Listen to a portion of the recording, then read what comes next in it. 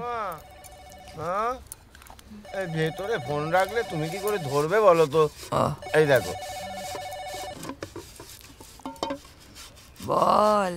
যাক, তাও ফোন ধরলে। কাজ করছিলাম বাবা। কাজ তো তুমি একাই করো, আমরা তো সবাই বেকার। হঠাৎ ফোন করে বেকা বেকা কথা বলছিস। বেকা বেকা কথা বলার আমরা কে? বেকা বেকা কথা বলার একমাত্র অধিকার তো ইন্দুবালা মল্লিকের আছে।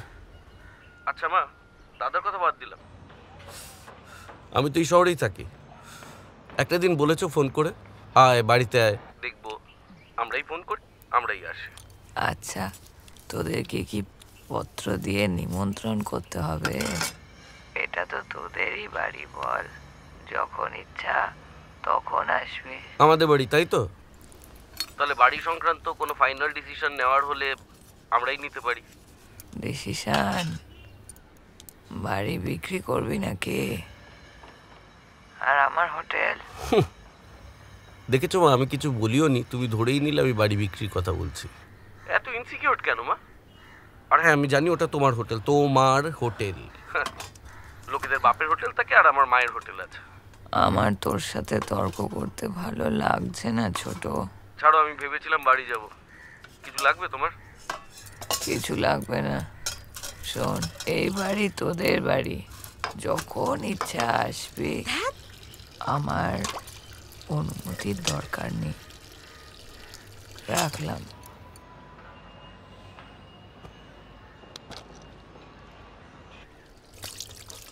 এই, দেখতে পাচ্ছ না এখানে বাসনগুলো রেখেছি? চোখে কি নাপা হয়েছে? রাখ না। ছাতার মাথা, যত রাজ্যের জ্বালা।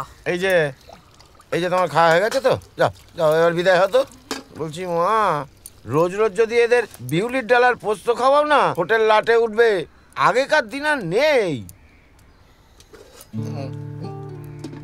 তাহলে কাল সকাল থেকে আলাদা রান্না বসা, রেশনের চাল ফোটা, আর মেনুতে লিখে দে বিক্রির মেনু।